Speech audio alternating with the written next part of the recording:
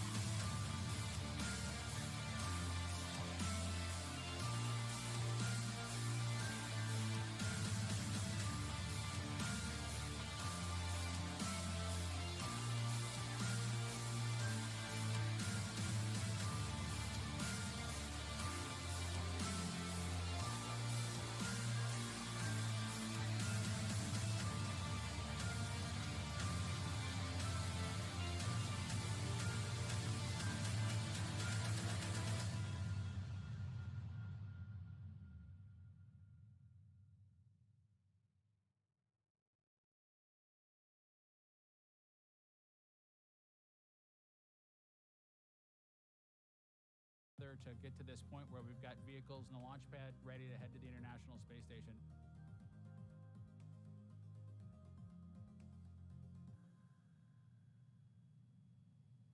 If we look even further into the not-so-distant future, flying on a mission to space will be an option for more people as SpaceX plans to also fly private astronauts on board Dragon.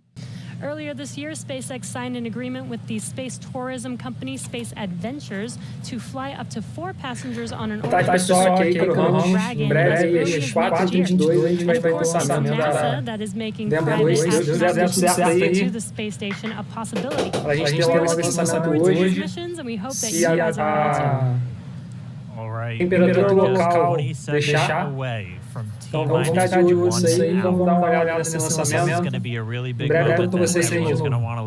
We're expecting a weather update, obviously hoping that the weather is improving, and so we should find out in the next 10 seconds or so. So we're going to stand by for a moment and wait for the Corps to give Bob and Doug a call, and then we'll all hear the latest. SpaceX, we're at T-minus 1 hour. You are go for Section 6. When ready, report go for launch. We'll put it in work.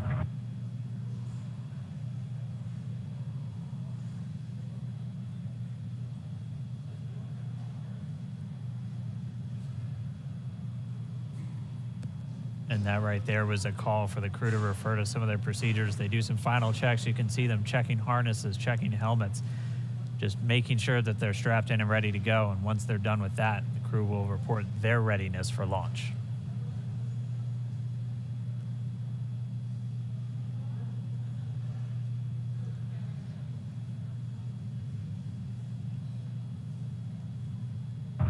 SpaceX Dragon in 6.4. Bob and I are go for launch.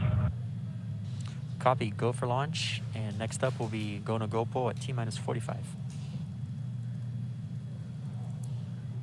Dragon copies. All right, the crew is go for launch. So we are inside of 1 hour, still waiting for the weather update. But I mean, this day is one for the history books. We're returning crewed launches to station from American soil on American rockets. It's been almost 9 long years since we retired the space shuttle program. I remember that day. I'm going to remember this day. It's been a long road to get here, countless hours by thousands of dedicated professionals from NASA and SpaceX. It's been an exciting week, but this last final hour is just so exciting right now. Today's mission will be Crew Dragon's second test flight and its first test with humans on board.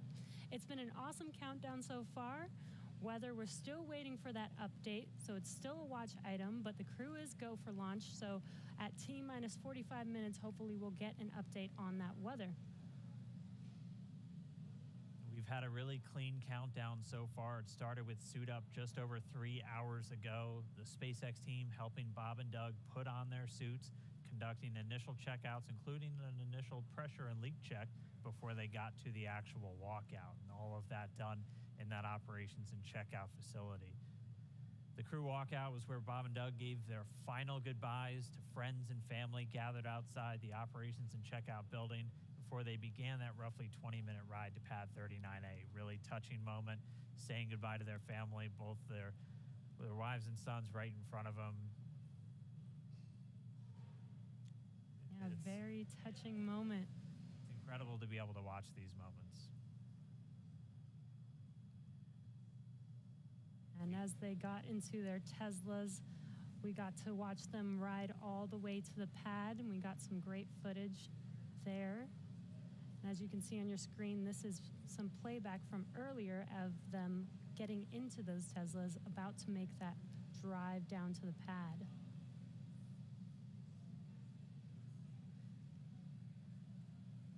And once they got to the pad, they did take a minute to take in the sights, and they headed up the fixed service structure to begin the process called crew ingress, where Bob and Doug entered.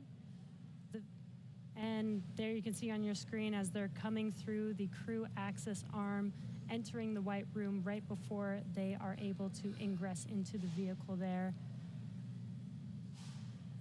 Again, this was from earlier. Yeah, this all from earlier, and as we said, that white room, the last place on planet Earth they're standing before they climb into Dragon for the ride uphill. SpaceX carrying over a tradition that NASA had where that was traditionally the room from Gemini, Apollo, and the space shuttle, that last place. About 30 minutes ago, we're back with some live video here. The team was able to close Dragon's hatch with Bob and Doug safe inside. So we are under an hour ago. Things are going to pick up as we get close to that go, no go to begin propellant loading and then arming the launch escape system. The crew pull for readiness was completed at T-minus 60 minutes, and the Dragon pull for prop load is coming up here in just about 30 seconds at T-minus 55 minutes. And then following that will be T-minus 45 minutes will be the internal mission control Hawthorne pull, and then the launch director's pull for propellant loading. When we get to about T-minus 40 minutes, the crew access arm will retract, and Bob and Doug will get the call to close their visors and arm the launch escape system. This is the automated system in place that can fire the 8 Super Draco thrusters on Dragon to quickly separate the crew from the rocket, either on the pad or during the flight on the ride uphill. And then once we reach T-minus 35 minutes, propellant loading for the Falcon 9 will begin. We got there on Wednesday.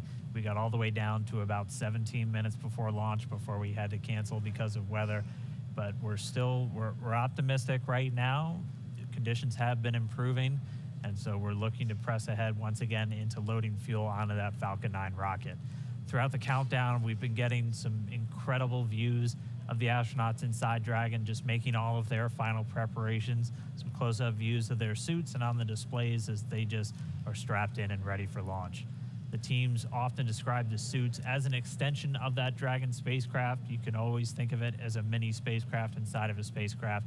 It's got all of the life support, everything that they need, just like the capsule See, on countdown 1, technical pull is complete. No constraints to proceed into launch escape system arming and propellant load. And there's that call out that the crew is ready. They are ready to load prop onto Dragon. So we are pushing forward towards T0. And while those suits do look great, they are also engineered to connect directly into Dragon seats to provide communications, cooling, and the ability to pressurize if necessary. All right, well, we did get the call out that the technical teams on the ground are ready for launch escape arming and propellant loading. Again, things starting to pick up, things really starting to feel real. Let's jump down real quick to the team at Kennedy, see if you guys are just as excited. I can't sit still right now. It's starting to feel real. Yeah, it's hard to sit still in here, right, Leland? Rocket fuel going through my veins still. I know. It's so awesome when we see them sitting there in their suits. We're less than an hour away now. So far, things look like we might make it. We might make it. So I want to ask you what it was like the first time you put on a spacesuit when you knew you were going to space. Oh, that was February of 2008. We were in the ONC building getting the pumpkin suits on. A little bit different than the SpaceX fly SpaceX suits. But it was kind of surreal, and to think that all of these. It took 10 years of training to fly in space. It took me 10 years from when I got in the Corps in 1998 to flying in February of 2008. So it was a long road to get there, but it was so worth it and so sweet. And learning how to use the green apple, the connections for oxygen, for cooling, much different than these suits that we have here with SpaceX. And so it's a lot more complicated to go through that whole series of things that you have to do to make sure you're safe in the suit. But we've evolved, we're ready, and they look so cool and calm and collected in their suits and in the vehicle. They're focusing and getting ready to fly in space. And there's so much excitement around the center. I know, Leland, you've been getting some messages. You got another message from another astronaut. Yeah, Sunny Williams. Okay, so Sunny, she's kind of the best. She's Sunny is awesome. She's a commercial crew also. She was one of the original cadre. She was one of the original 4 who trained with Bob and Doug from the beginning of the commercial crew program. And she's one of my classmates. Look at her there. What is she wearing? She is. Hey, the Sunny. Meatball. I forgive you, Sunny. No, she had the worm one on Wednesday. So she wore the meatball today. So she's the best. But now she can wear the worm ball, I guess. Yes. The worm ball, yeah, she can mix it up. But yeah, Sunny's awesome. She's training to fly on the Boeing Starliner in the not too distant future. So really glad she's watching and showing some love. So thanks a lot, Sunny, for sending that note. And again, we're looking at a live view of the Crew Dragon on top of a Falcon 9 rocket. You can see the crew access arm to the right of your screen. That's the hallway that Bob and Doug walked down to get into the White Room, which was the last place we saw them standing up before they climbed inside Dragon.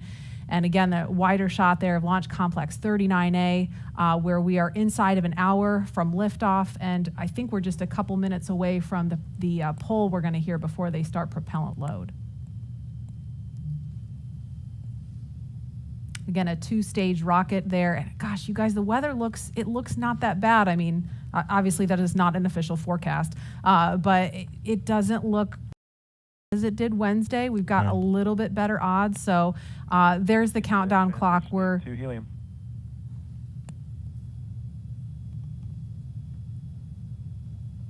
going to pause to listen to that comm.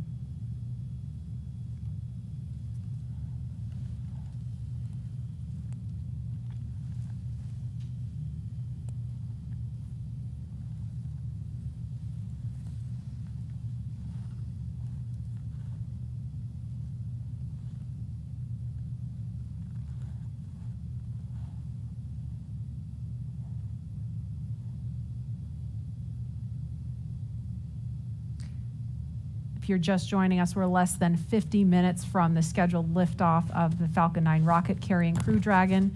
And if we start to hear any kind of update on weather or polling, we will pause to listen in for that. But if things go as scheduled, we should be hearing the launch director verify go for propellant load at about T-minus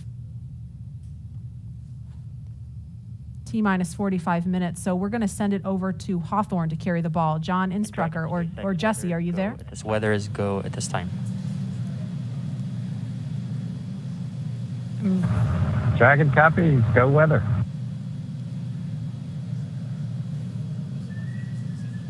And there you heard that call out. So far, we have good weather. We are go for launch today. This is getting really exciting. I don't know about you, Dan, but my heart is beating pretty fast right now. Yeah, we've been waiting for those words since Wednesday. And we did hear a call to the crew, just in case you missed it, that they were only tracking one final weather constraint. It was the cumulus cloud rule. They were expecting it to clear up within 10 minutes, and it's cleared up now. So we are currently go on weather.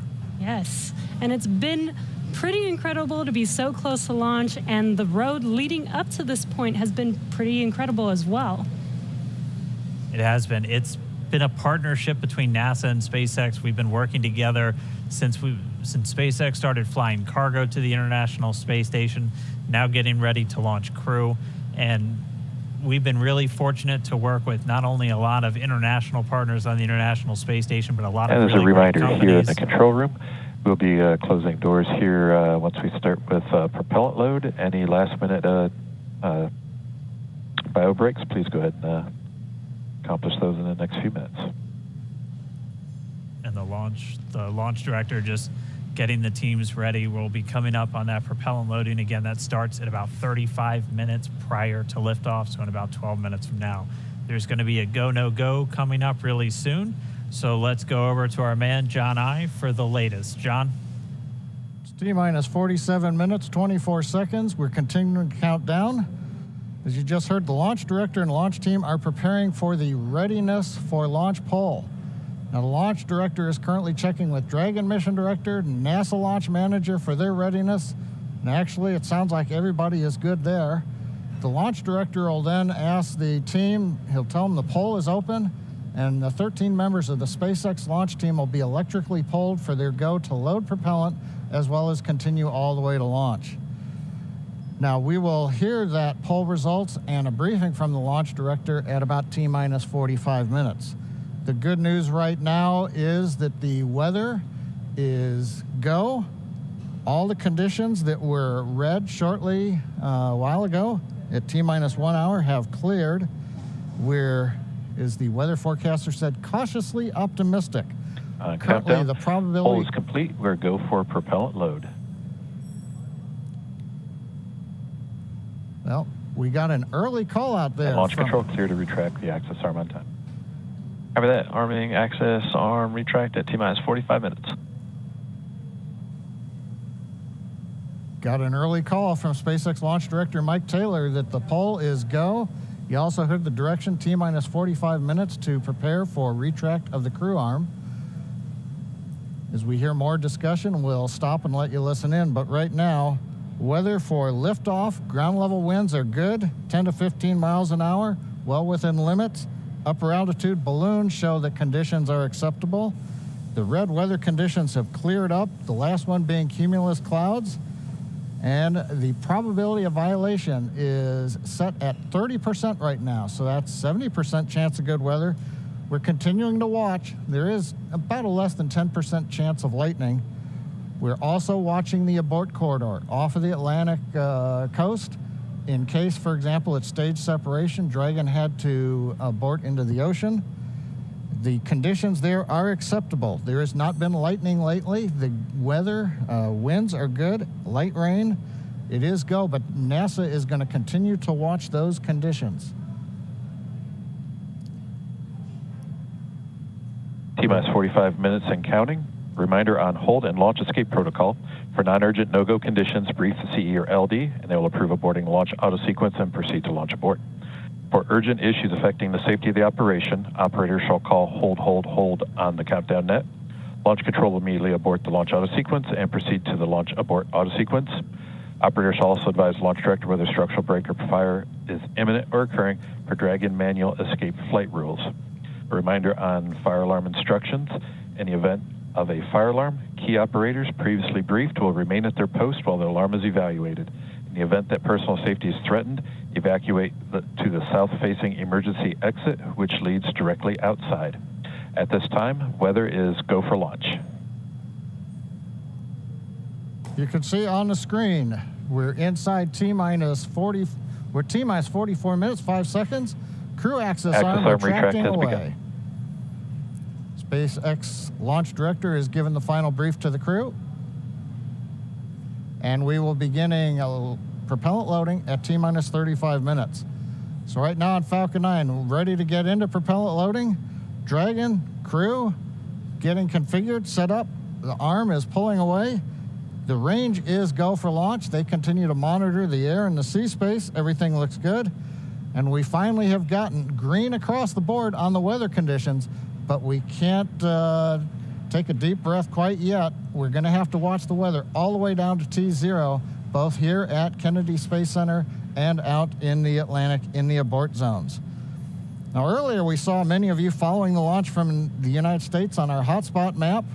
Now that we're inside an hour, we're seeing large numbers of folks logging on, tuning in from coast to coast and around the world. So we'd like to know, is this your first time watching a launch live, not counting Wednesday? And if not, how many have you seen before? Tell us using the hashtag LaunchAmerica from your favorite social media platform. And with that, at T-minus 42 minutes, 50 seconds, conditions are go, and we are counting down for an on-time launch. Let's send it back over to Kennedy Space Center as the action begins to pick up on the pad. Dragon, SpaceX, you are go for Section 7, close visors, and arm launch escape system. We will put Section 7 in work, visors come in close.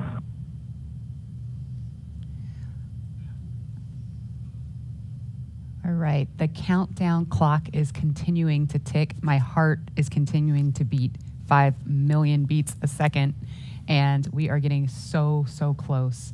SpaceX Dragon in 7.2, visors are closed. We're arming launch escape system. Copy. And as you just heard, the crew is arming the launch escape system. That is one of the absolute last big milestones prior to liftoff, other than nominal Falcon operations.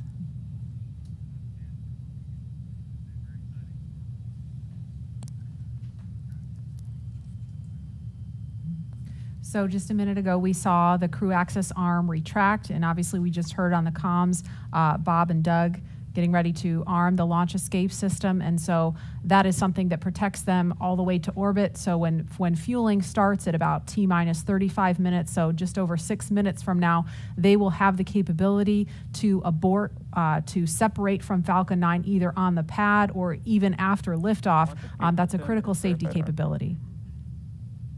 And we are going to go over to Hawthorne now to take us through these next minutes. Jesse? Section, switch into nitrogen. We did hear that call out that they are arming the launch escape system, so very exciting. SpaceX has designed Crew Dragon and Falcon 9 to be the safest launch system ever flown. So we brought back Nick Picone, SpaceX's Nick Picone, to talk more about this again. Thanks for coming back and joining us today, Nick. Hey, Jesse. Happy to be here. Still monitoring the launch here with our recovery and ground operations teams. Awesome. And Nick was our mission manager for our in-flight abort test earlier this year and now works on the Starlink team. Nick, on Wednesday, you talked about the launch escape system. Could you just give us a brief summary today for those that are joining today? Sure. So the launch escape system, again, is our ultimate safety feature to keep Bob and Doug safe in the event of a major Falcon anomaly on the pad. The system is designed to automatically fire if either vehicle detects a dangerous condition developing. And if that happens, Dragon will use its 8 Super Draco engines to push the capsule off and away to a safe distance away from this Falcon. This capability is absolutely critical. It's what keeps the crew safe, and we're now active and armed on the pad with it protecting the crew. And as you mentioned, the launch escape system allows the Dragon to separate and get away from the vehicle. I believe it goes into the ocean. What happens after it lands safely in the ocean? Correct. So for most of our failure modes, the successful end state is Dragon deploying parachutes, splashing down safely in the ocean. But since a launch escape can happen while the vehicle's on the pad or anywhere in flight up through orbit, it could be splashing down right off the coast of Cape Canaveral. It could be splashing down thousands of miles away in the North Atlantic. If that happens, to make sure we can get to Bob and Doug as quickly as possible, the Space Force's 45th Space Wing, Task Force 45, has pararescue teams staged and ready all around the world, ready to drop in and rescue Bob and Doug as soon as possible. And you mentioned that the launch escape system will keep them safe all the way up to orbit. What other options are there after Dragon is in orbit?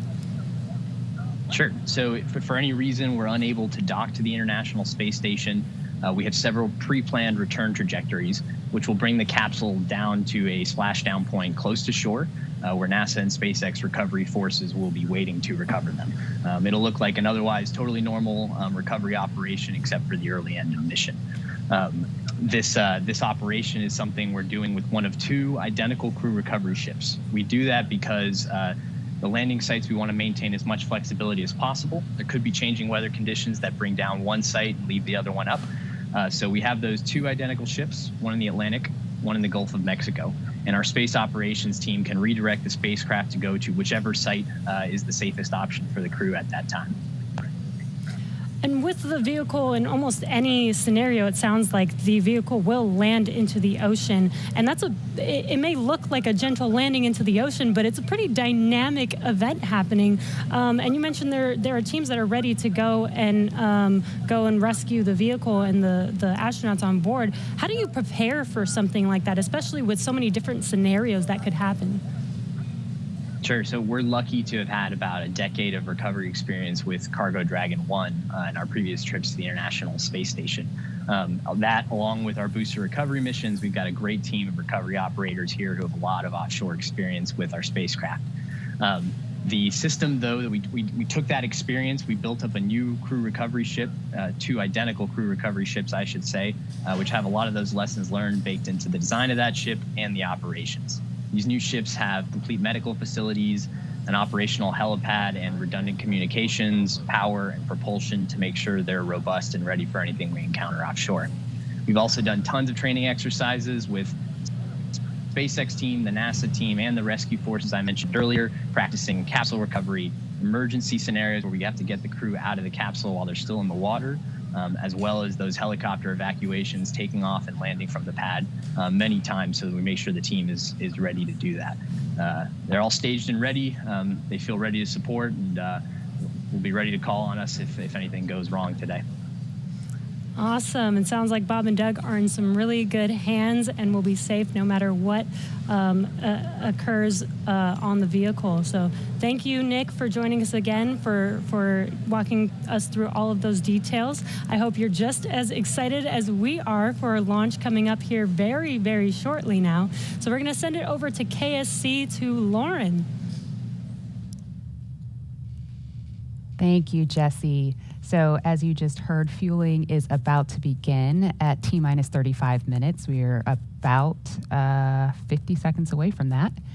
And so we're getting really, really close to the first launch of astronauts into orbit from American soil since 2011. The launch escape system is armed, which, as you know, happens before fueling. And Dragon propellant load, that's the propellants that are inside of the Dragon capsule, not the rocket. Prop load for Dragon took place weeks ago and just a few miles down the road in what we call Dragonland. And those propellants, they are MMH, or monomethyl hydrazine, which is the fuel that we use. It's hypergolic fuel. And NTO, or nitrogen tetroxide, that's the oxidizer. Those two come together and they ignite in space to propel the vehicle. You don't need that TTEB or a third thing to ignite because hypergolic propellants don't require it. You just need the fuel and the oxidizer. And as you just heard, propellant load has started on Falcon 9, and that's awesome. All right, so that bipropellant system feeds all of the engines on Dragon. So Dragon has 12 service section engines.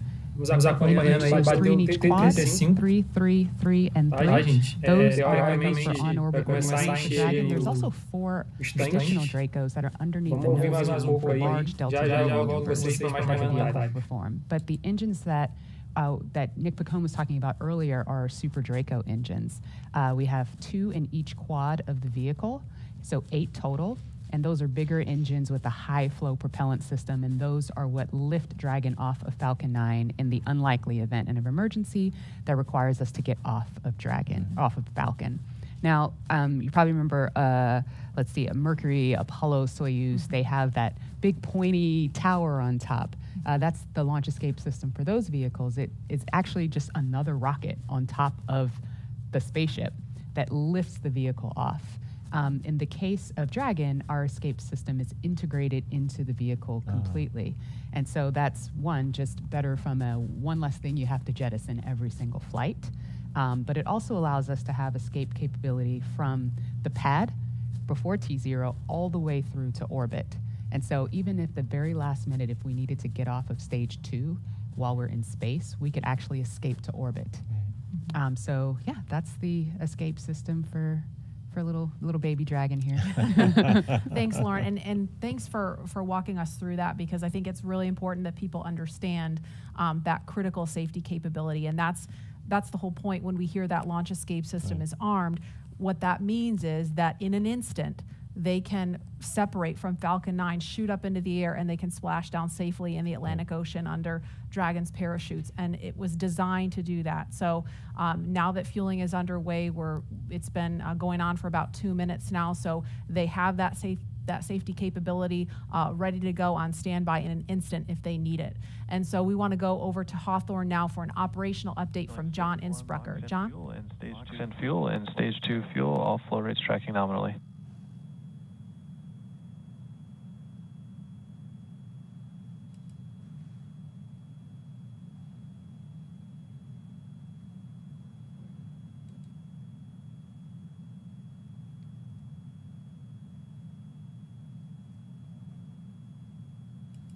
Gente, fazer um ajuste aqui no microfone, tá?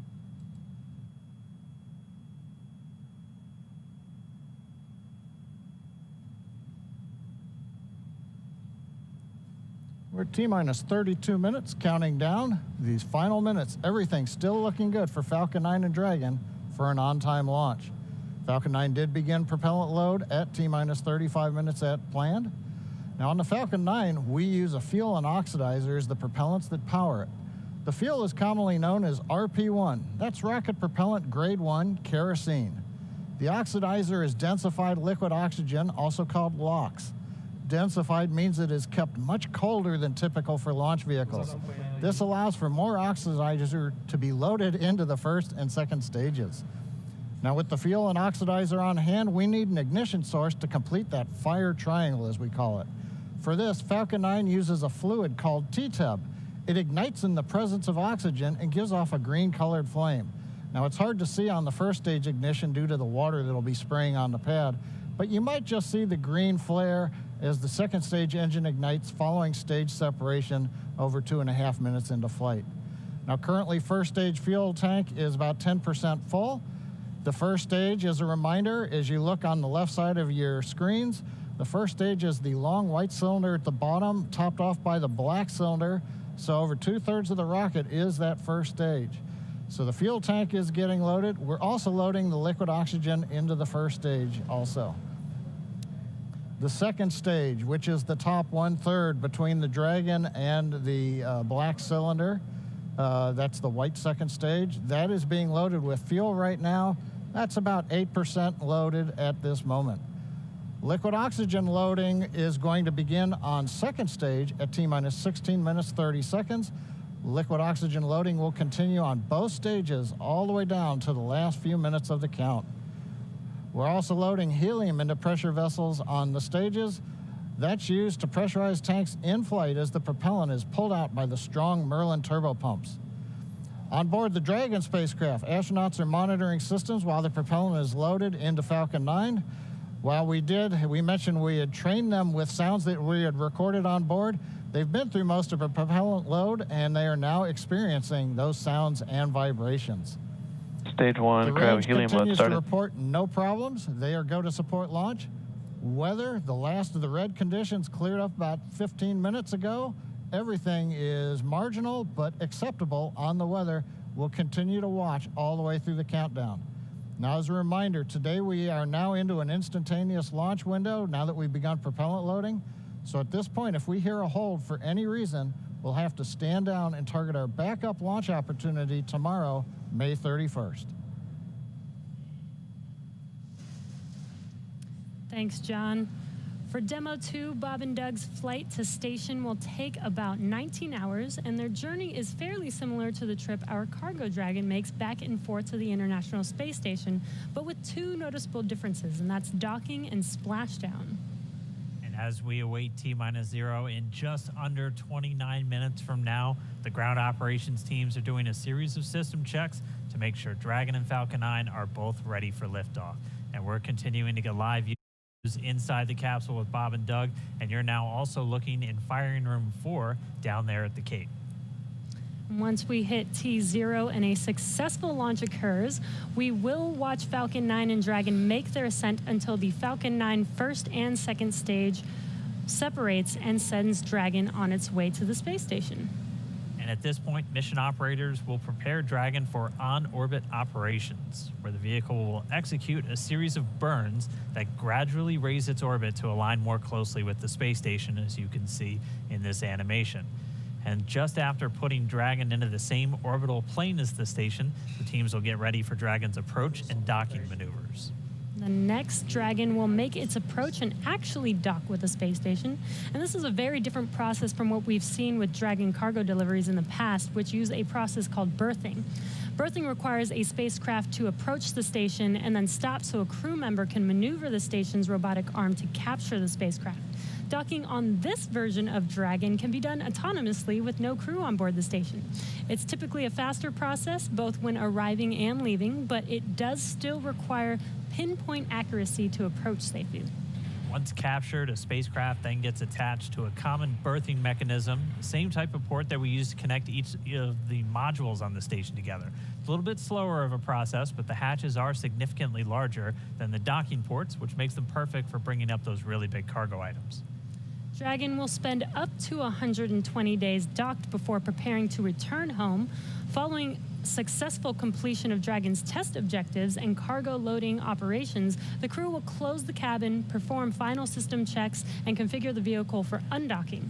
Once the automated undocking sequence is complete, Dragon will complete 2 departure burns using its Draco engines, pushing it away from the space station. And next up on the trip, deorbit entry and landing, or splashdown, which is going to cover all the operations following that final departure maneuver. It's going to include events like the trunk separation, closing of the nose cone, a deorbit burn, and then eventually as they get into the atmosphere, the deployment of the drogue and the main parachutes, and all of that ends with splashdown right off the Florida coast. At that point, teams from SpaceX will move in with their recovery ship, grab the capsule out of the water, and work to get Bob and Doug out of Dragon after a successful mission in space. So we are 26 minutes away from launch. Fueling of Falcon 9 is continuing. Let's check in one more time down with the team at Kennedy. Murray? All right, thanks, Dan. We are so pumped right now because things have cleared up and it looks like we might actually do this today. If you're just joining us, we are now 25 minutes, 46 seconds and counting from the first launch of astronauts to the International Space Station from U.S. soil in 9 years. This will mark the beginning of a new era where more people will be able to fly to space than ever before. And we want to share with you the results of a poll we asked a little earlier. If you could go to the moon, now it's not where the astronauts are going today, they're going to the space station, but if you could go to the moon, would you rather visit the South Pole where no one has been before or the Apollo 11 landing site? And it was a pretty even split. We had 46% of you say you would go to the moon's South Pole, and 54% of you would go to the Apollo 11 landing site. I kind of side with the Apollo 11 landing site because I'm a history buff and I want to see where Neil Armstrong and Buzz Aldrin set foot. So I don't know. What do you guys think? Lauren, which place would you go? I'm with you on that one. And I would love to go see that flag there and those footsteps, those footprints there. Still be there, right? There's no wind there. Should still be there. Leland, how about you? I think I'm with both of you because it's just like, the meatball, the classic. Yeah. Going to the classic spot. And that's where all of it started. That's where all that inspiration came, even though I was an antenna engineer, not seeing it. But besides that, that's history. And hopefully, maybe it wouldn't have to be one or the other. That's true. Exactly. Yeah. I mean, we're going to learn more from going where we've never been before. Exactly. And so we need to go to the South Pole too. And we are thrilled to see all of you following along online. Thank you for answering our poll. And we're going to go over to Tahira, who's been monitoring all the action with less than 25 minutes to go. Tahira, I'm sure things are heating up online. Hey, Marie, I mean, you're completely right. Now that we have that go for launch, people are on the edge of their seat right now waiting on this historic moment to take flight. As you can see, photos are still coming in of just everyone around the country showing their excitement for this launch. And it's really been a touching thing to see how everyone's kept this excitement going from Wednesday's first attempt. So we just took a look at numbers, and we are now over 3 million people tuning in for this historic launch. And so for me personally, I just want to wish Bob and Doug the best of luck. This will be my own first time watching humans lift off to space from the United States, and it's just going to be a super emotional moment. For that, Marie, back to you at Kennedy for these last minutes before launch. All right, thanks, Tahira. And Leland, we got 23 minutes and some change to go. What do you think Bob and Doug are feeling right now? I think, they're very calm, cool, and collected as test pilots, but I think they're thinking about what are the steps that I have to take if a malfunction or something happens. And so the nominal stuff is all kind of automated, but if something happens where they have to intervene with those touch screens, that's what they're thinking. Mm-hmm. And we're just inside 23 minutes now. So on Wednesday, we were 5 minutes further in the countdown when we heard that call to scrub, and the weather was still very touch and go at this point on Wednesday. But today, it at least for right now, I don't want to jinx it. I'm afraid to even say it out loud, but it looks better today. Yeah, and it feels like I'm feeling it a lot more than I did on Wednesday. Right. And speaking of Bob and Doug and them being really calm and cool and collected, haven't had the opportunity to be in meetings with them and to watch them train. I have to say, and to all of my friends who work with them every single day, the feedback is always just what great people they are, and just how not just bright and sharp they are, but just good people. Right. And around the office, we often refer to them as the dads. Yeah. The dads? They're the dads. They're dads. They are. We've met their families, and when you see people on that very personal level, it starts to mean so much. They are a part of our team. They're not a customer. They're our team. They're not a payload. They're our team. They're a family. And so we're just so excited to see the dads up there today. Yeah. Go dads. Yeah. All right, we're going to go send it over to Gary for an update from Houston. Gary? Hey, Marie, the space station team here is focused. All eyes are on the system checks that are happening across the board, and we're listening in as we close in on launch. And I can tell you that things are looking very good. Chris Cassidy will be watching from the International Space Station, right now flying over the Pacific Ocean. It's heading to cross right over the launch pad. We might even get some good views from the station. Hope to be capturing those. We'll have the launch view and the big screen up front, and everyone's excited to see our 2 crew members on their way to the International Space Station. But before we get to it, I just want to pass on good luck from the entire flight operations community here in Houston. It's always exciting to be doing something wholly new and history-making with station operations, and we can't wait to see our team members Bob and Doug in low Earth orbit and heading to the International Space Station. That's it from us here in Mission Control Houston. I'll send it back over to the team in Hawthorne for the latest happening there. John. T-minus 20 minutes, 30 seconds. We're continuing. E pessoal, todos ansiosos aí pro lançamento. Vamos deixar um comentário aí. 22 minutes, 45 seconds after the hour. Stage right 2 now on the RP1 right-hand mode is side, complete. you can see a large white cloud coming off of the strongback. That is normal. As we get ready to load the second stage with liquid oxygen, we have to chill in the plumbing lines going up that strongback. And so as we relieve pressure, the moist, humid Florida air condenses around it, and that gives you the cloud. So that tells us that things are actually on schedule. We did begin propellant load at T-minus 35 minutes. Fuel loading on the second stage, I believe we just heard the call out that it is complete. First stage fuel load is continuing.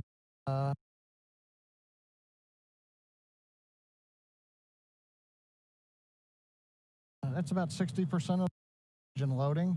After they finish chilling in the lines that you see on the monitor, they'll begin the load at T-minus 16 minutes and 30 seconds. The range right now is go, ready to support. Weather continues to be go. As we inch our way closer, we're keeping our fingers crossed. We're waiting to hear if anybody calls out an issue, but for the moment, as you can see on the screen, it looks good. Now, on the Dragon side, the Dragon mission director and the team there are reporting no issues. They've done their communications checkouts. The crew access arm, as you can see, is retracted away.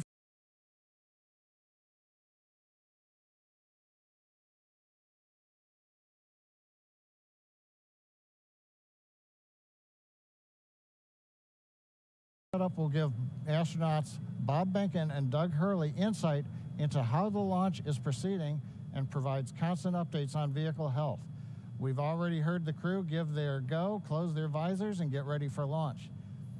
For Dragon, it'll enter terminal count at T-minus 5 minutes. When it transitions to internal power, We'll hear continued callouts on the countdown net as we get close to 0 and to liftoff. But right now, at T-minus 18 minutes, 15 seconds, everything continues to be go for an on-time launch. So Dan, Jesse, things are looking pretty good. How are they doing over at your stand? Things are great from about 15 feet away from you, John, and honestly, things are looking pretty great down at the pad there. We're seeing a lot more blue in the sky. Green is the color we want when we're talking about weather, and that's where we're sitting right now. So we're continuing to count down. We are under 18 minutes away from liftoff. Again, it's an instantaneous liftoff it's going to be 12:22 and 45 seconds here on the West Coast, 3:22 and 45 seconds over on the East Coast there in Florida. Just a reminder, it's going to be about a 9-minute ride up to orbit for the Falcon 9 and Bob and Doug on board Dragon. It'll be a 2-stage flight, so we'll see the first stage fly until we hear MECO, or main engine cutoff, about 2.5 minutes into flight. After that, the second stage will take over and continue to power them the rest of the way. Second engine cutoff comes in just under 9 minutes at about 8 minutes and 44 seconds. Following that second stage completing its job, it'll continue to coast for about 3 minutes. It'll do a slight attitude adjustment and null out any rate, so make sure it's not in any kind of a spin before they do separation. So that's when the Dragon spacecraft will physically separate from the Falcon 9 vehicle, and Bob and Doug will be flying free. It's about a 19-hour ride if we launch today on time. So that means Bob and Doug will get on orbit. They'll have a number of burns, or those firings of those Draco thrusters that they'll do over Stage 2 LOX load started. We hear the LOX. The liquid oxygen load has now started on stage 2. But again, they're going to be doing a series of burns on the way uphill towards the International Space Station 5, spread out over the first 16 hours or so of their flight until they get much closer, and it's time for that approach and docking. And we are expecting that with an on-time launch to happen today. That'll be coming tomorrow in the afternoon. All right, now that we're under 16 minutes away, we have a special guest joining us. I'm going to toss it over to Jesse. We are T-minus 15 minutes and 45 seconds from liftoff of our second demonstration mission today, and we have the honor of having SpaceX's President and COO, Gwen Shotwell, join us. Thanks, Gwen, for coming out and taking a few minutes to chat with us. Thanks, Jesse. We know you've been on console. How's the countdown been going so far in there? Countdown is clean today, just like it was Wednesday. We did clear the weather hurdles sooner than we did on Wednesday. And the only thing we're watching right now is downrange weather and lightning at the staging location. Of course. But we will clear that hurdle at T-minus 7 minutes. Awesome. Great. Very exciting. Now I'm going to throw it back to 2012 because you were on console for Dragon when it was first making its way to the space station. How does that experience compare to today? Stage 2 LOX is on the DPUs. So I was nervous then. I stopped getting nervous for launches. Today I'm nervous again. Super nervous. Stomach and throat. Understandable. No, it's a fantastic day today. I'm really excited. The team is pulled together. It's such a professional operation. And when I say team, by the way, I mean SpaceX and NASA. These folks have been working incredibly hard and have done a fantastic job. Yes, and we are all so excited. And we know that you have to get back inside of Mission Control, but is there anything that you wanted to say before liftoff to NASA and SpaceX? Well, I want to thank NASA, of course, for their generosity and their help with getting to this place. I want to thank all the SpaceXers who have come together to make this moment in history. And I want to thank Elon for hiring me. We thank Elon for hiring you as well. Thank you so much for joining us. We'll let you get back to Mission Control. And good luck with launch today. Thanks, Jesse. And Godspeed, Bob and Doug. Well, we are so excited. We are just a few minutes away from countdown. So we are going to turn it over to Dan and John for the final minutes in terminal count. Take it away, John. T-minus 13 minutes, 30 seconds, continuing to count down. We're continuing to load fuel onto the first stage. That should finish up in just about 6 minutes. Fuel is completely loaded on the second stage. That's closed out. And we are continuing to load liquid oxygen on both the first and second stage. The liquid oxygen load beginning on the second stage just about 3.5 minutes ago. Doug Hurley e We are Bob also Behnken. loading cryogenic helium into the storage vessels on the first and second stage, getting in the last little bits of helium when we keep it cryogenic, cold and liquefied. That gets us, just like we do with liquid oxygen, the maximum amount into the storage volume so that we can get the most performance out of the vehicle. Right now, we are in a fairly quiet state on the vehicle. Ground pumps continuing to put the propellant in to first and second stages. Next significant issue, callouts that we're going to hear will probably be inside the T-minus 10 minutes when they talk to the crew. We'll listen for that. But at the moment, everything continuing to look good at T-minus 12 minutes and 20 seconds. Estamos quase batendo T10 aí, gente. A chuva estava caindo pouco aí, deu uma trégua. Only a little over 12 minutes away. Aparentemente está Just tudo a ok. reminder for Faltam everybody, it's 10 about a 9-minute minutinhos ride aí, uphill. T10 quase. We'll have some dueling Vamos boxes assistindo going aí. on as the first stage is going to be coming home while the second Breve stage is contagem carrying Bob and regressiva. Doug into orbit. E esse Falcon Obviously, 9 we keep an levará eye os on our astronautas astronauts the whole até a way estação uphill. espacial. Some of the calls that you'll be hearing, as there will be what we call performance calls over the Dragon to ground the entire way uphill. And you'll just hear some of the SpaceX engineers calling out trajectories and booster performance. So we're always looking for that word nominal. I know that's one of John's favorite words. That's one of mine too. We want to hear nominal as much as possible up on the way uphill. You might also hear some number and letter combinations, and those correspond to the different abort zones that Bob and Doug are in during their flight uphill. There's 1A and 1B, which signify that they're on the first stage. Those carry them from there in the Cape all the way up to about the very top of North Carolina.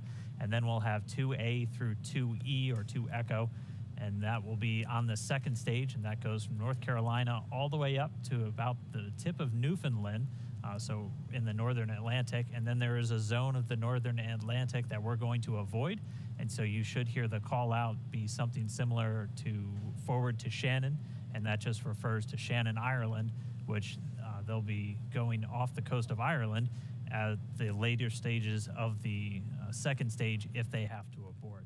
So just prepping you now for some of those calls. You're hopefully going to hear that word nominal a whole lot on the way uphill.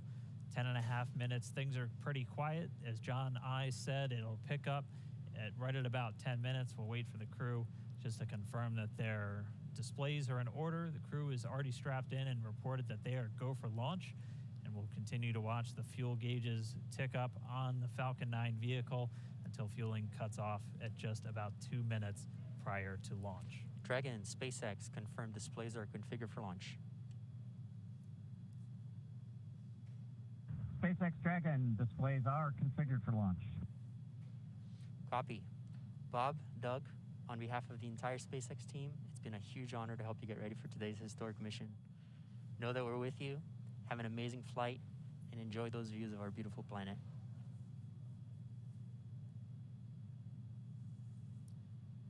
Thanks, Jay. It is absolutely our honor to be part of this huge effort to get the United States back in the launch business. We'll talk to you from orbit. Thank you. Copy all. Thanks for those words.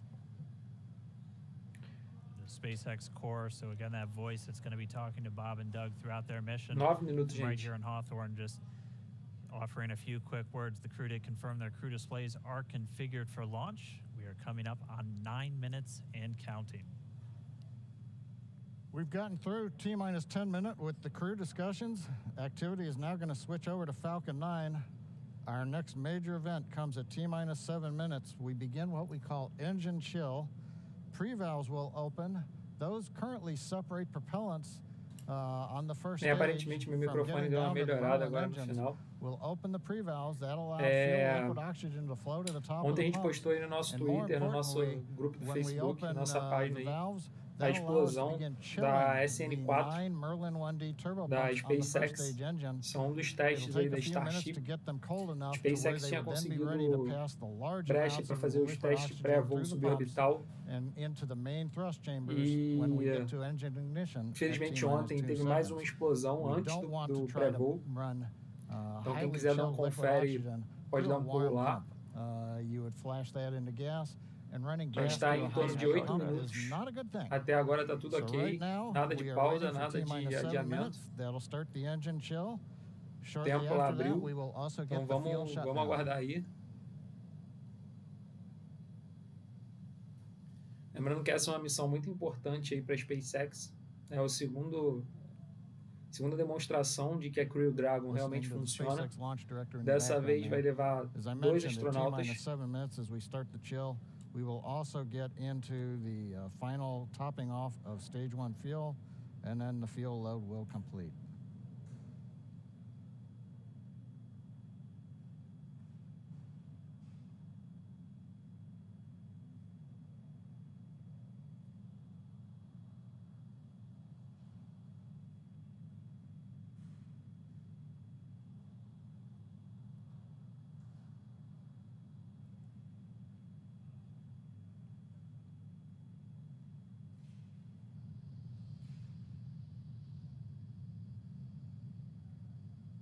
Stage 1 and Stage 2 engine chill has started.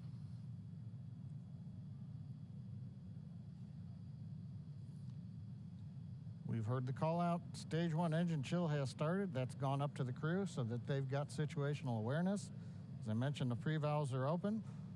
And now we are topping off for stage fuel, getting ready to finish the fuel load. Doug Hurley, Liquid Bob oxygen Behnken, load on first and second stage will continue until the last 3 to 2 minutes of the countdown.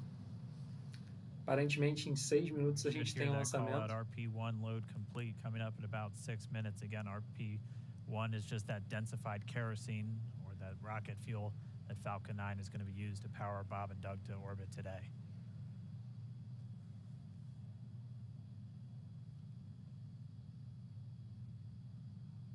And stage 1 fuel is closed out.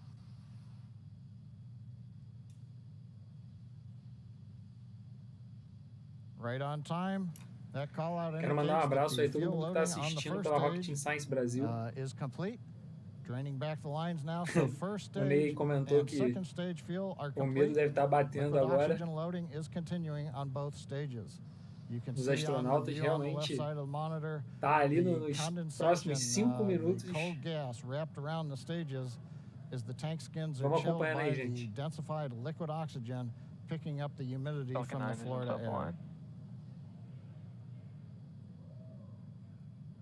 Looks like at this moment we're a little more than 90% full on the oxidizer on the first stage, ticking up towards that 80% mark on the second stage. We'll be counting down all the way till about 2 or 3 minutes, as John and I just said, until everything is loaded Falcon in 9 Falcon heaters 9. closing out.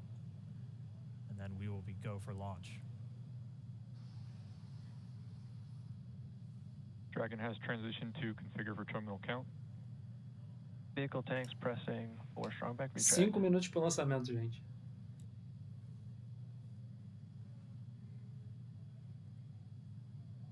We're pressurizing the Falcon 9 tanks. We're going to open the clamp arm around the second stage and begin to retract the strongback. We'll move back about 2 degrees. That'll get us to the liftoff position. At liftoff, the strongback will then recline about 45 degrees away. Started. Stage 2, RP1 bleed. Launch director called out the strongback retract has started. On the left, you'll see it go back just Agora a o couple Igor of aí degrees. mandou aí, ó. Agora vai. Stage 1, RP1 Agora vai. Agora os astronautas estão ali no impasse ali, no impacto, né? Porque agora vai. Eles ficaram um pouco tristes aí no dia 27 com o adiamento. Mas tudo indica que agora eles vão decolar. Again, at this moment, Bob and Doug are really just laser focused on those displays. They have insight directly into Dragon and the Falcon 9. They're able to see where their fuel loading is at, how everything's progressing down with the count. AFTS final setup started.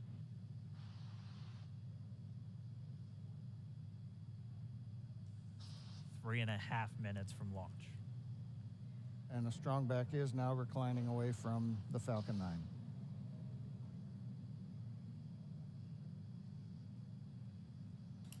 Esse é aquele minuto que todo mundo aí pega sua pipoca, faz sua pipoca, que dá tempo aí de fazer em 2 minutinhos. Pega sua Coca-Cola, sua cerveja, seu suco. Vamos quase lá. I'll go bleed. Dragon has transitioned to terminal count and is on internal power.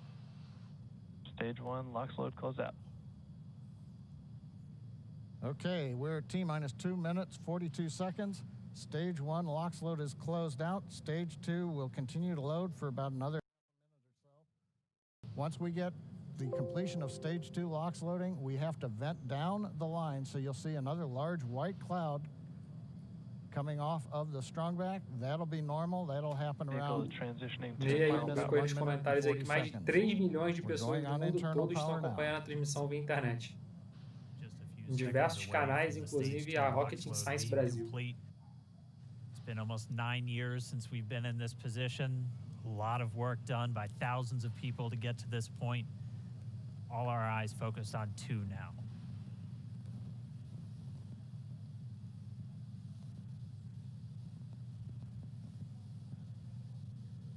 Stage 2, LOX load is closed out. Propellant fills are complete. Dragon is in auto idle. Stage 2 LOX load complete. All fuel, all oxidizer on Falcon 9. 1 minute, 34 seconds to go till launch. Ground gas closeouts is starting. Alan, bate aquela aflição aí agora. Aquela sensação de que tem que dar certo.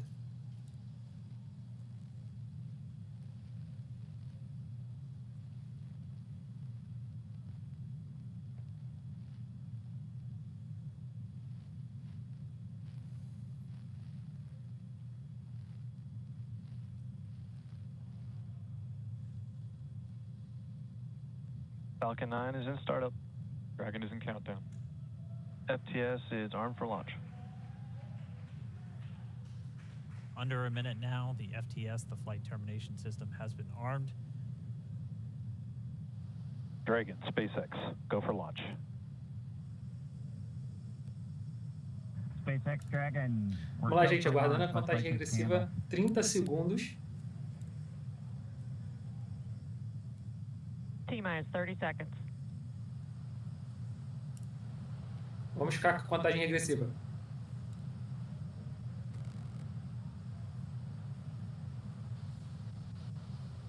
Stage 1 tanks pressing for flight. T-minus 15 seconds.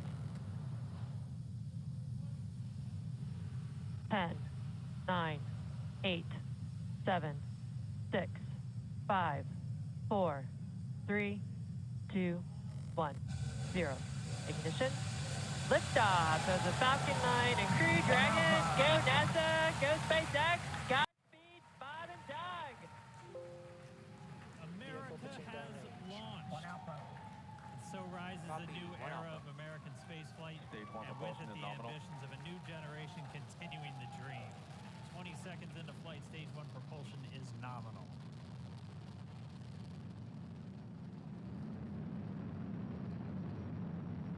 Plus 30 seconds into this historic mission. Flying crew on board Dragon and Falcon 9, and look at them go. Falcon power telemetry nominal.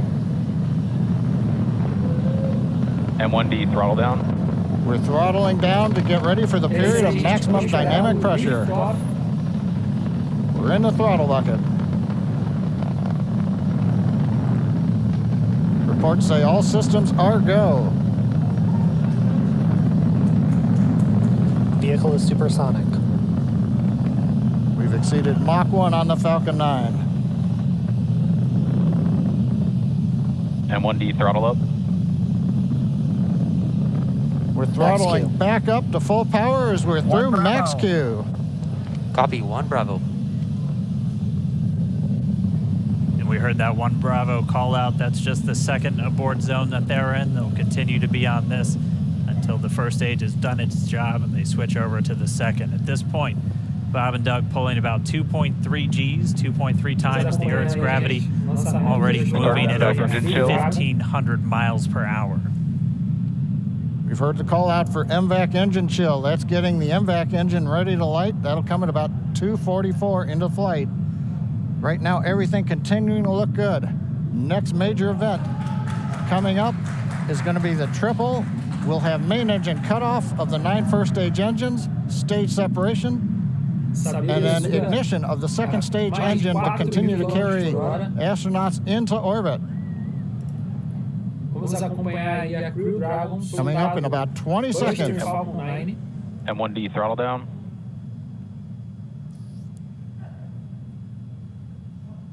We heard we're throttling down the Merlin engines on the first stage.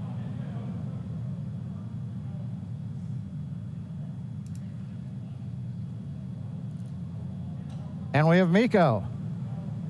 Miko. 2 Alpha. Falcon stage separation confirmed.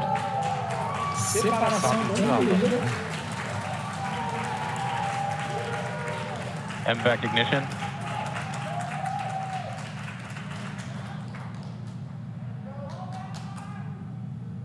All right, we have stage separation confirmed. The first stage beginning its flight back. The second stage being powered by that single Merlin 1D vacuum engine has ignited and is now carrying Bob and Doug into orbit. So they're going to continue under the power of this second stage. Stage 2 propulsion is nominal. Which will cut off at SECO, or second engine cutoff, at about 8 minutes and 44 seconds into today's flight. So a little over 5 minutes to go still on this second stage. You heard the call out to Alpha, so they're now in the longest abort zone that carries them all the way from about North Carolina up the eastern seaboard, almost to Canada. Things looking good, though, getting good call outs, nominal propulsion on that second stage. Bob and Doug continuing to make their way into orbit.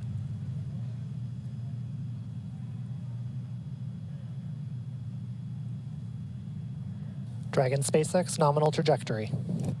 Mais de 4 milhões de pessoas Acquisition of signal in Bermuda. SpaceX Dragon nominal trajectory. da SpaceX, mas todas as outras pessoas que estão nos canais. All right, here in nominal trajectory, so Dragon pointed in the right direction, continuing to make their flight uphill. Heard acquisition of signal Bermuda. That's one of the other ground stations that they're using to get telemetry and data back from this spacecraft. Stage 2 propulsion is still nominal. 170 km de altitude a 8.200 km por hora.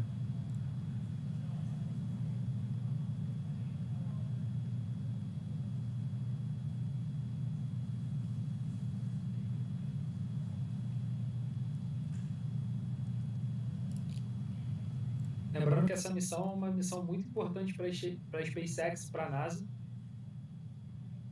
A little over 4 minutes, 40 seconds into the flight. Bob and Doug flying at more than 5,600 miles per hour. Nominal trajectory. Already almost 200 miles downrange from the Kennedy Space Center. Nominal trajectory continuing. Espaciais de solo americano, desde 2011, desde a aposentadoria do ônibus espacial Space Shuttle, que eles não fazem esses lançamentos. Então, é muito importante tanto para And while they continue uphill, looks like we are getting a view of the first stage as well. Up on your right screen, you can see that first stage with the grid fins deployed. It's making its way back to attempt to land on our drone ship, Of Course, I Still Love You Today. We're just about a couple minutes away from the entry burn, and that's where 3 of the 9 Merlin engines do ignite to help slow the vehicle down as it re-enters back into the Earth's atmosphere. And then after the entry burn will be the landing burn, which is just a single engine Dragon SpaceX burn. nominal trajectory. And you heard Nominal Starting trajectory. chill for entry. as I call out, they are still on a nominal trajectory on Dragon. Still on second stage, and that's that MVAC engine on second stage on your left screen. Está levando a Crew Dragon. Do lado direito, as telas estão trocando. Again, on your right screen is that first stage booster coming back towards our drone ship, Of Course, I Still Love You. We're about a minute away from entry burn. While that second stage continuing to power Dragon into orbit. Again, if you're keeping an eye on that timer, that's going to continue to burn until 8 minutes and 44 seconds into flight. So a little over 2 minutes from now, we'll hear the call out SECO. It'll then be a little Stage 2 propulsion is still good. A little over 3 minutes until Dragon physically separates from the second stage of the Falcon 9 after the upper Dragon stage gets a SpaceX chance. nominal trajectory. A 201 quilômetros de altitude. Dragon copy, nominal trajectory. 15.300 Continuing to check in with Bob and Doug as they are on a nominal trajectory. Just about 10 seconds away from that first stage, starting that entry burn on your right screen. You should be able to see that view live. Stage 1 entry burn startup.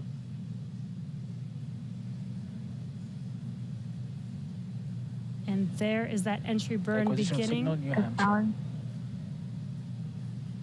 This burn lasts about 36 seconds long. Stage 2 FTS is saved.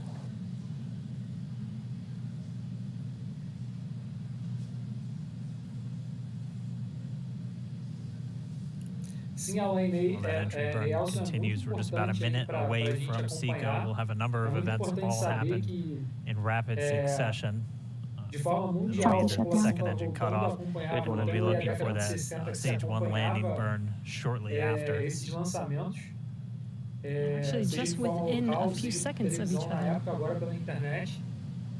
Such a cool view on your left screen, seeing Bob and Doug on Dragon. Right now you can see the displays that they are seeing right now themselves. Terminal guidance. And back throttle step. We are coming up 25 seconds or so away from SECO, or second engine cutoff.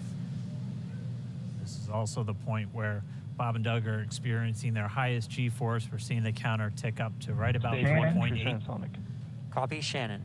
You heard Shannon, so that just means they're in their final abort zones. If they were to abort at this point, it would either be an abort to orbit or to land off the coast of Ireland. Standing by for second Stage 1 landing cutoff startup. confirmation. And back throttle step. And back shutdown. Stage 1 landing layer.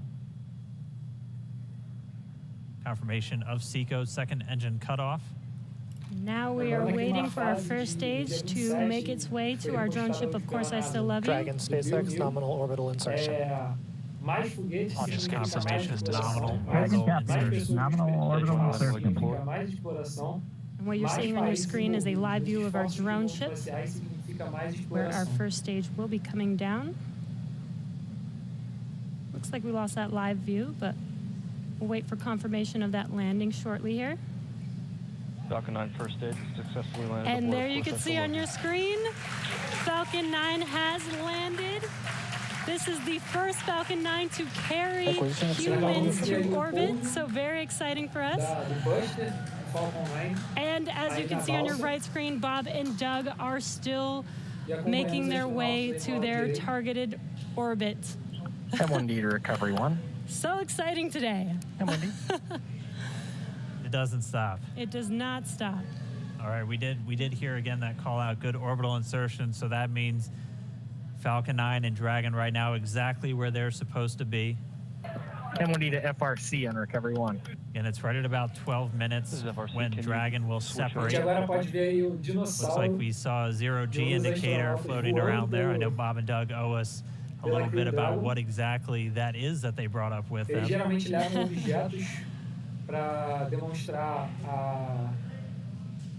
Before separation, before Dragon initiates separation from the second stage, they do make sure to make, they do ensure that the vehicle is not spinning and is in good condition before we separate. That's right, the upper stage does small attitude maneuver using cooled gas thrusters built into the rocket body itself.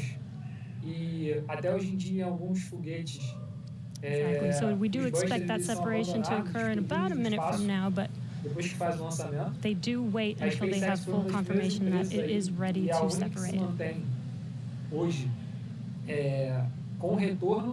Such cool views. I cannot get over this view that we are seeing right now. Bob and Doug on the right screen inside of Crew Dragon out in space. numa viagem próxima, ele retorna direto ao solo. 200 kilometers Numa over viagem planet mais Earth, distante, como or a foi little essa, over ele retorna 124 miles, a traveling in uma balsa. excess of 2,700 E meters, vocês viram foi o 27,000 pouso meters na per balsa second, que or about o 16,000 Buster miles fez. per Estamos hour. acompanhando aí a Again, we're just standing by. That separation event should be coming up shortly, and they'll begin a series of checks on the Draco thrusters that are going to be used to maneuver and then power Dragon on its flight to the International Space Station. Standing by for separation. Expected loss of signal, wallops. It sounds like we had an expected LOS loss of signal with one of the ground stations. Waiting for confirmation now of that. Dragon separation confirmed. Dragon separation confirmed. There is a great view right in front of you Countdown of one, Dragon is that separating. Separation confirmed. And there's that call out. Dragon is now officially making its way to the International Space Station today. Dragon SpaceX with that separation call. We have a few words for you from our Falcon 9 team. Acabaram de Standing confirmar. by. Dragon, Chief Engineer on Dragon to Ground. Bob Doug, on behalf of the entire launch team, thanks for flying with Falcon 9 today. We hope you enjoyed the ride and wish you a great mission. Thanks, Bala. Congratulations to you and the F9 team for the first human ride for Falcon 9. And it was incredible. Appreciate all the hard work, and thanks for the great ride to space. Copy all. Oh, and Mike, proud of you guys and the rest of the team. Thank you so much for what you've done for us today, putting America back into low Earth orbit from the Florida coast. Copy all. Good luck. Godspeed.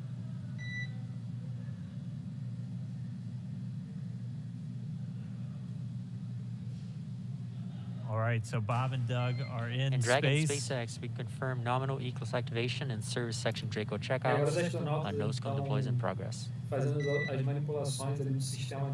Copy all. We're monitoring.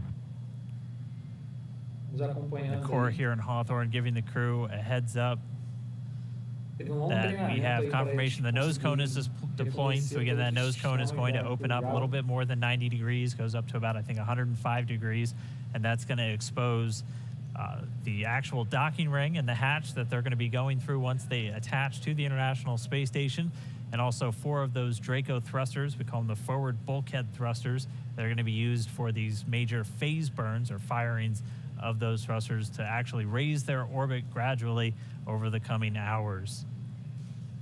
Also heard good activation of the ECLS, that's the Environmental Control and Life Support System. That's everything controlling their atmosphere, just keeping Dragon a nice, safe, habitable environment where they're going to be living for the next 19 hours until they arrive at the space station.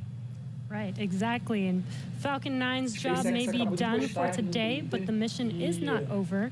Crew Dragon's job is not done. As you can see, Bob and Doug are still inside Crew Dragon, making their way. It will be a 19-hour trip to the International Space Station before they dock tomorrow morning. Amanhã desse dia 31 de maio. Amanhã no domingo. And such cool views. I love that we can get these live views here and see and watch what they're doing now that they are in orbit. It's incredible to just be looking over their shoulder, be along for the ride. And we're going to be with them, and we're going to be with all of you the entire way for their journey to the space station. We're going to be covering live throughout. Bob and Doug will obviously have a sleep period where they'll get about 8 hours of sleep a little bit later today before they wake up for all of their final approach. One of the major things we are looking forward to in the next couple of hours is going to be their first turn at the controls. So they're actually going to be using those touchscreen displays to take control and manually pilot Dragon. We'll walk you through what that's going to look like, and assuming we have some good ground station coverage, we'll be able to get views from right inside Dragon, looking over their shoulder as they manipulate the controls at the display. But I mean, we had a smooth ride uphill, both stages of the Falcon 9 doing their job, placing Bob and Doug into orbit. I mean, this is a day, this is a historical day. This is us kicking off that new era of space flight that we've all been talking about and longing for since the Space Shuttle program came to an end in 2011. Yes. And the weather cooperated. Yes. Second time's a charm. Right. All right, so day for the history books. As you can see, we have lost some live signal there, but the mission still continues, and we're going to send it over to KSC to continue broadcasting live with you. Yeah, Jesse and Dan, we are just in awe over here. When I woke up this morning and looked at the weather forecast, I was like, man, we're going to be back here on Sunday, but we did it. The room cleared out. Everybody was outside watching, and inside the lights were shaking, the cameras were shaking. Lauren came back in with tears in her eyes. This is really amazing. I can't believe it. I saw it with my own eyes. This is, I'm a little bit speechless. Just so grateful that we got them up there, and there's a lot more to go. But I'm so happy they're safe right now. I'm just so happy. Yeah.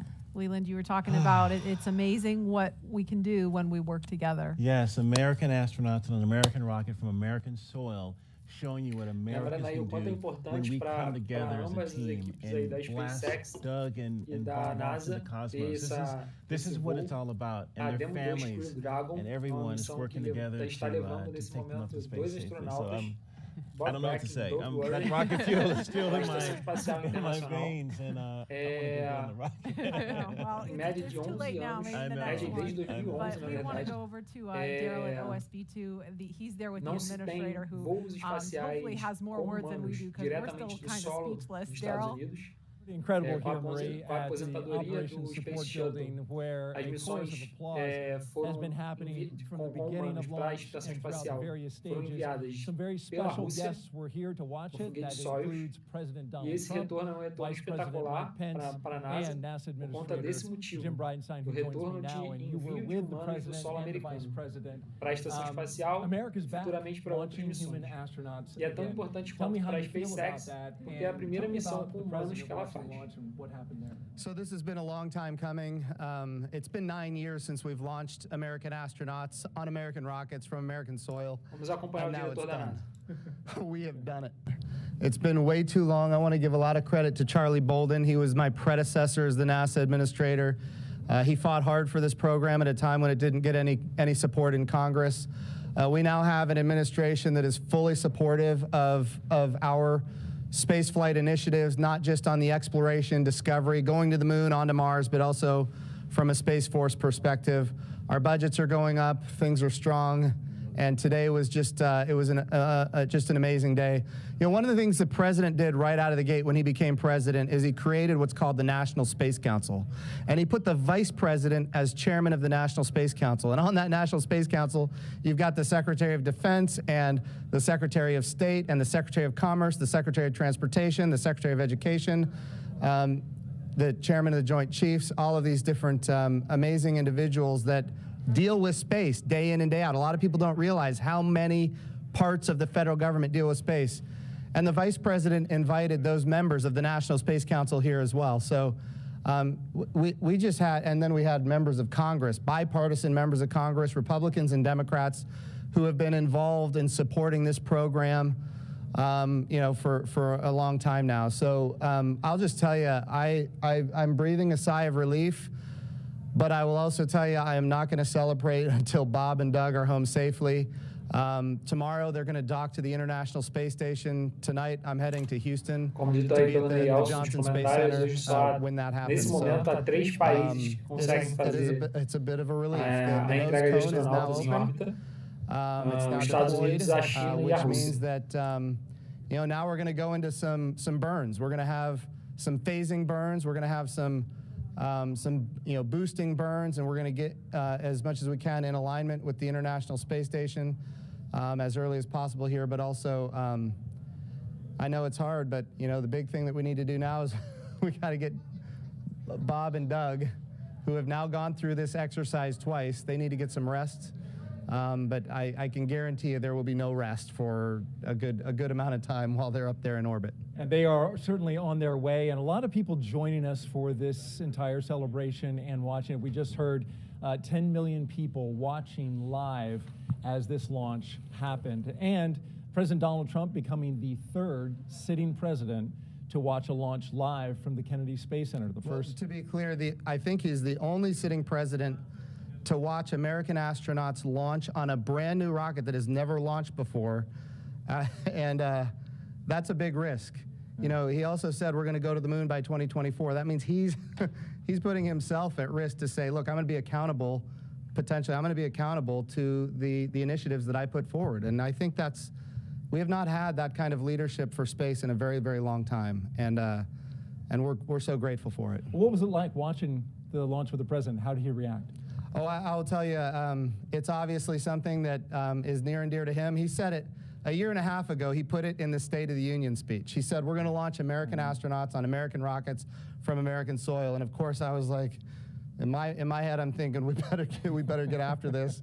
Of course, we've worked overtime to make it happen. We might be a little behind schedule, but we got it done, and we got it done safely. We're knocking on wood, but so far so good. It's looking good. You personally, Jim, as that rocket was lifting off and you felt that rumble? Yeah.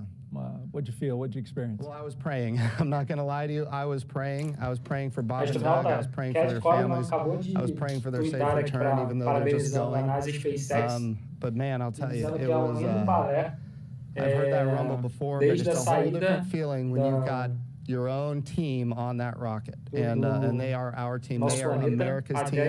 This is Launch America. This is everything that America has to offer in its purest form. And times are tough right now. There is no doubt. We've got the coronavirus pandemic. We have other challenges as a country.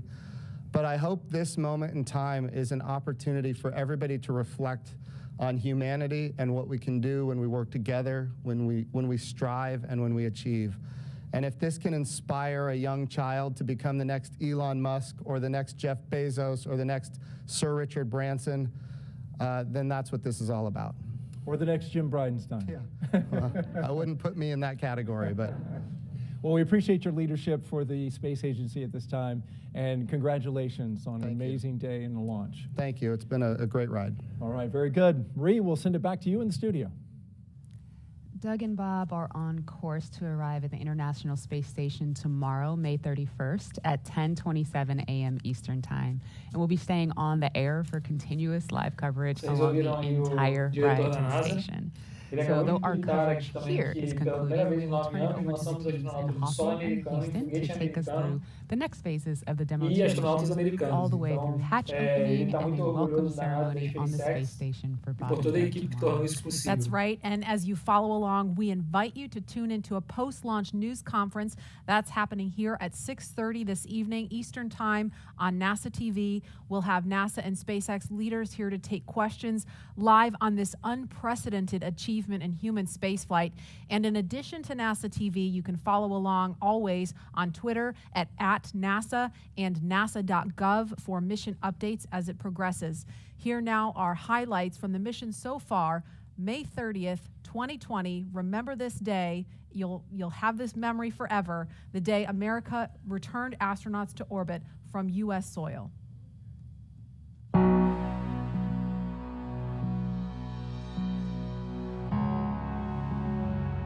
Wow, we're making history again. Let's go.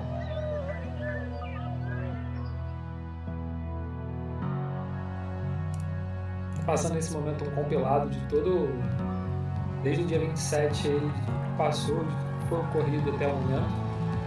Todas as pessoas que fizeram suas lives.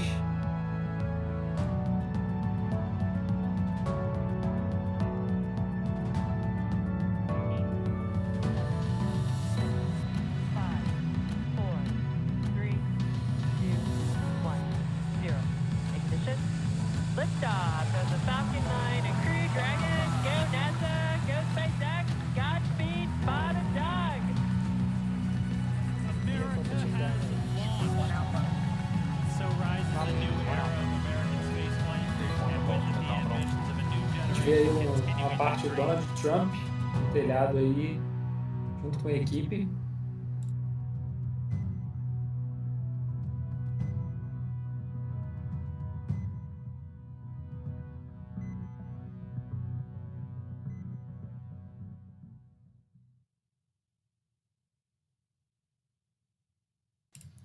E esse aí foi dos bons inícios aí para a NASA e SpaceX na missão Launching America.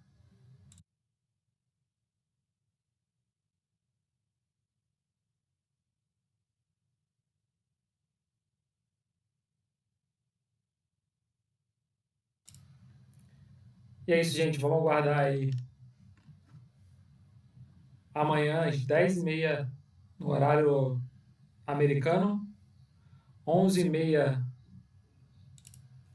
no horário de Brasília, a acoplagem da Crew Dragon na Estação Espacial Internacional de forma autônoma. Essa foi a missão Launching America, a missão Demo-2 da SpaceX, junto com a NASA, onde levou uma nave Crew Dragon para a Estação Espacial Internacional, que será acoplada às 11h30 horário de Brasília. Essa missão é uma missão muito importante, porque é o retorno dos voos espaciais do solo americano. Foi comemorado aí bastante. Vamos aguardar ansiosos a acoplagem. E é isso, gente. Obrigado por acompanhar aí na Rocket Science Brasil. Vamos acompanhando as notícias lá no nosso Facebook, nosso Twitter, nosso Instagram. Também tem umas fotos lá para vocês acompanharem. Não deixe de seguir, de compartilhar. Estejam conosco lá, todas as nossas mídias. Também temos grupo do Facebook, grupo do Telegram, grupo do WhatsApp. Então, busque a gente lá nas redes sociais. Vamos nessa.